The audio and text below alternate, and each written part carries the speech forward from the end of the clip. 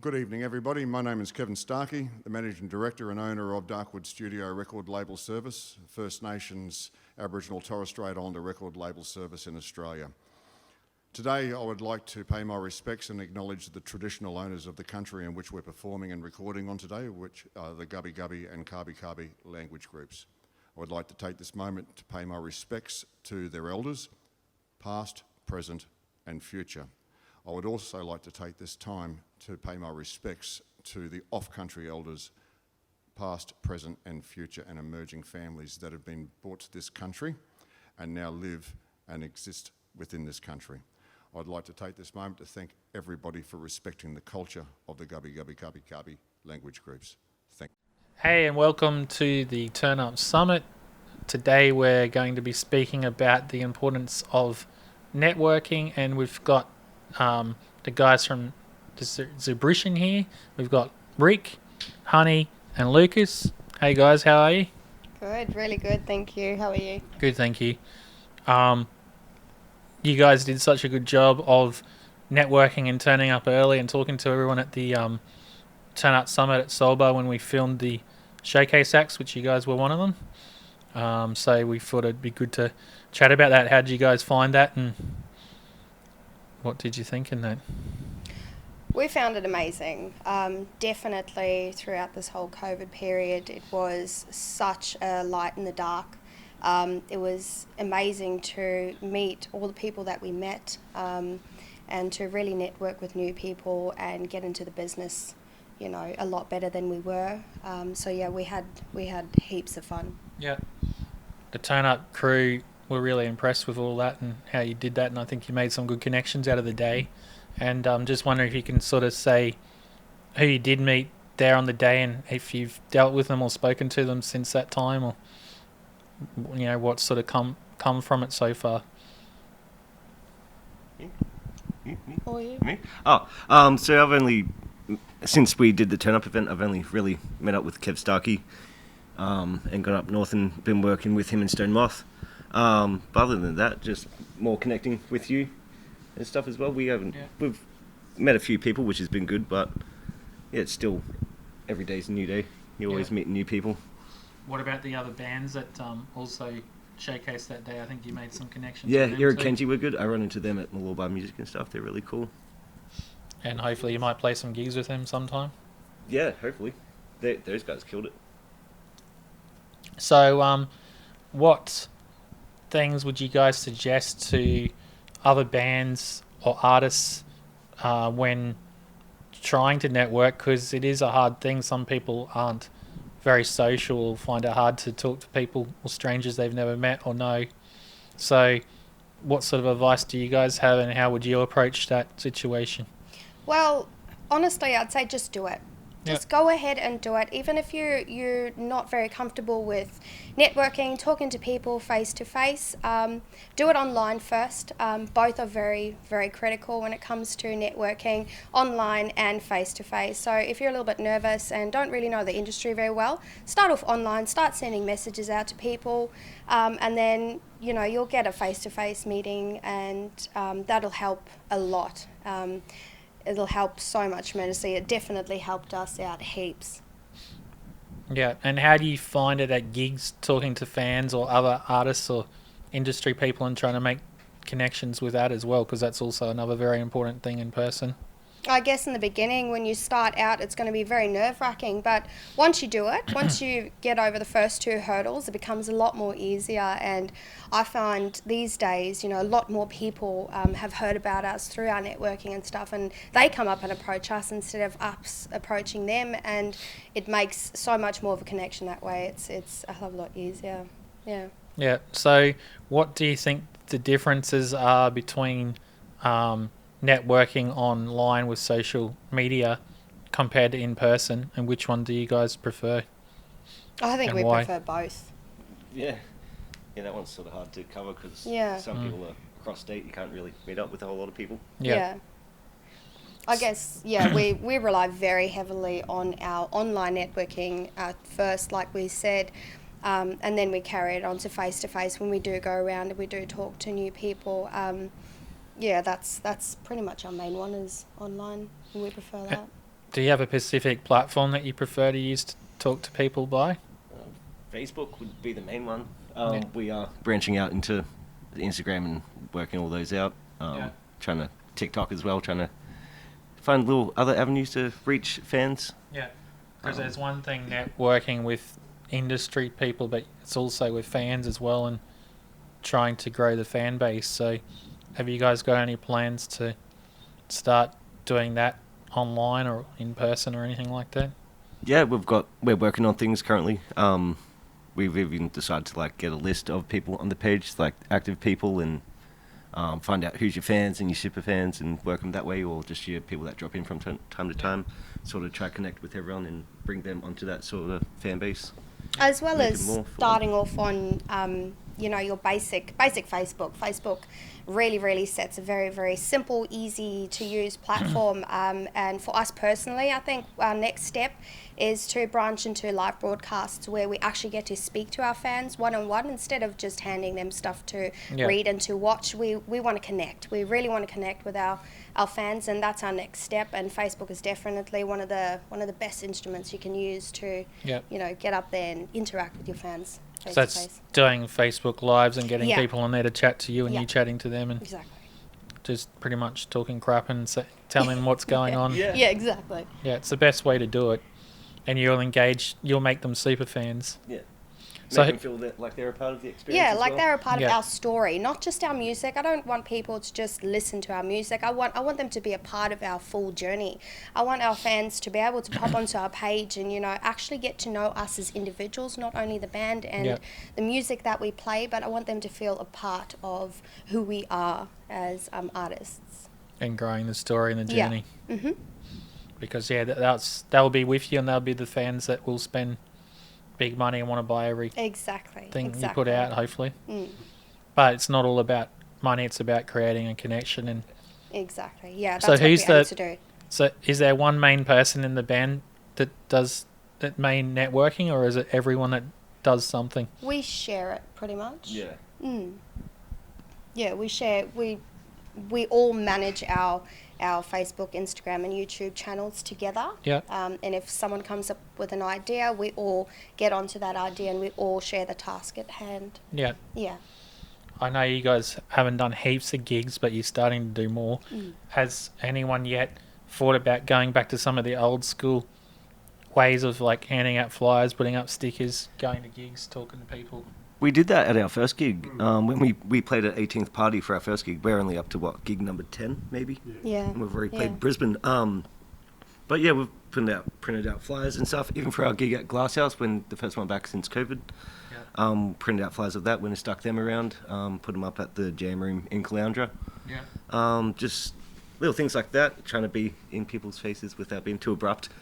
Even dropping stickers and stuff around, around town. Yeah, you've got to be careful that you don't go too. There's a fine line. Yeah. With it all. Yeah, there is. Yeah, absolutely. Absolutely. So, yeah, I think. Is there any questions from you guys for networking?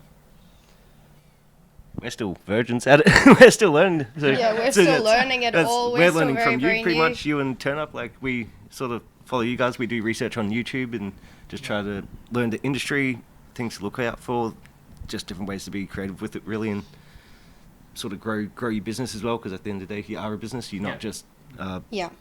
You can only do so Band. much yourself as Yeah. well. You can only do so much yourself. Yes.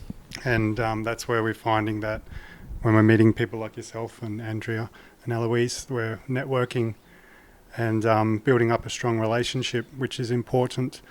So yeah, to touch on the question of people feeling nervous when going out, yeah, it's like try small, just network with a few people, see how that goes. It's all learning. That's what's beautiful about it. You're always learning, and we've learnt a lot. And yeah, genuine relationships you want to build up and be genuine. I find that giving, as opposed to just taking, you want to build up the relationship and give out like your stickers or something like that, or your business cards or shirts and stuff like that, just to sweeten the relationship when it comes. And yeah, it's not about yourself really, it's about the community. So that's a big thing. So yeah, get out and do it. Do your passion. That's the main thing. If you love, you can do whatever you want. So that's my thing. Make the club smart. Yeah, the one thing that I've seen you guys do a lot, which I recommend to every band, is you've really all research the people that you're working with or talking to before you have that conversation. So you've already got a bit of an idea of who they are, what they've worked with, who they're walking, what you're walking into. And that's a big thing, I think, with networking. If there's particular people that you want to target or want to talk to, that you know a little bit about them before you have the conversation, I suppose. And you know that they're a good person, that you can trust them with whatever you're trying to involve them in the band with as well. Mm. I always try to relate to people on personal interests as well. Like when I checked out Hostile Entertainment, like you got some cool bands and stuff on there, and stuff that you've done. And so like I was like, oh, cool. Like I grew up with a lot of these bands, being from the coast, like Parkway Drive, and like all these other bands and stuff that you do. So then you're able to have that conversation with me, which Yeah, makes it like more somebody's got personalised. similar interests helps as well. Yeah.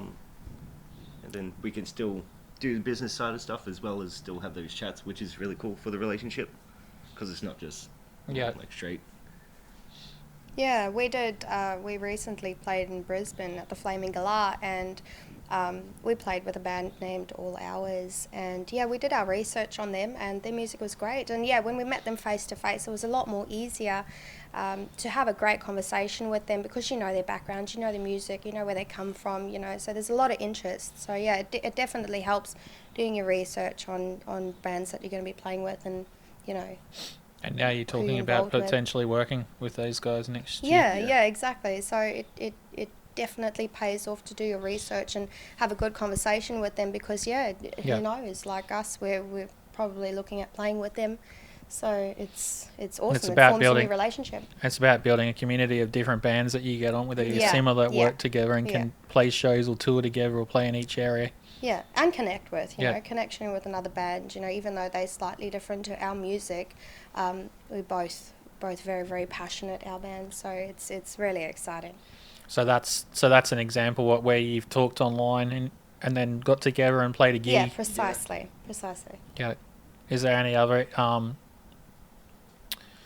experiences like that or examples? Whoa, that was our first, really. That was our first time in Brisbane, the Flaming Galah. We only got off that gig as it was originally meant to be a single launch, because Interism performed there the weekend before and they had a sold out show. But yeah, we got asked to play, so we didn't really think of anything of it. We just went and played. It's like any chance to get out there. Yeah. But things are opening up as well. Yeah, there's more and more stuff going to open up. Yeah.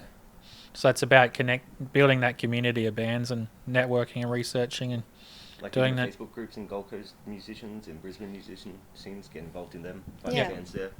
How do you guys find like the Facebook groups or things like? Do you find that's a good way to network as well? The online social media groups and Yeah, well, if you're new to it, like we are, Facebook, like I've said before, is an extremely simple and easy and perfect way to start off networking. So we found it the best way, because you can not only see other bands or other entertainment group, you can see their page, see what they're all about, but you can actually talk to them.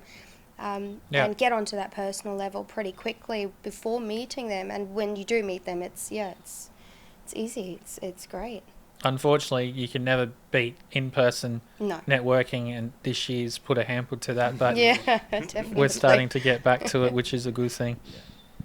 So in closing, what would be your main piece of advice to bands?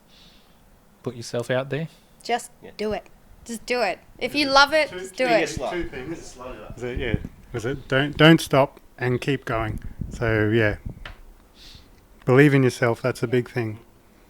And another thing too with I've learnt is that also if you're approaching people and venues and stuff, try and look at how they're making money with some ways, like how they're doing something. You might be able to better that. So you might be able to go in with a plan that's better. Like, I see how you're doing this, and then you can go, I've got this plan, and that might get the person interested, and that might get your foot in. You're going out and you're sort of giving them information that they might not be aware of. So it's a giving as opposed to taking. So that's a good thing. So yeah, it's great advice, I feel, that Yeah, I've that's found, good. and it works. So It's got to be a win-win for everyone. Yeah. Righto. Well, thank you, Rick, Honey, and Cheers for having us. Lucas for joining us today from Brisbane here at Peace Run Records in Nambour. We'll see you guys soon. Thank you so Thank you. much for having us. Thank you for joining us today. Absolutely. Thank you so much to Peace Run Records, to Sunshine Coast Creative Alliance, to Councillor David Law, to Racy and Lucky, Soul Bar, all our wonderful organisations and the people that are sending great support messages to our community, to Justin Shepherd for his wonderful filming, and to Donna Nelson for being a runner and helping us out so much today. Thank you so much, everybody. Thank you to our speakers, Andrea Kerwin of Peace Run Records, Andy Ward of University of the Sunshine Coast, Cindy Vogels of Racy and Lucky, Eric Hanji, Justin Shepherd of Shepherd Red Productions, and Zabrishan. Turn Up would also like to thank Smart Grants, Q Music, and the Queensland Government, Sunshine Coast Creative Alliance, Sunshine Coast Council, Soul Bar, Shepherd Red Productions, Peace Run Records, Racy and Lucky. Thank you for all your help in this project and your ongoing assistance to Turn Up. Thanks also go to Creative Alliance Australia, Live Music Office, and Q Music for helping to promote these videos.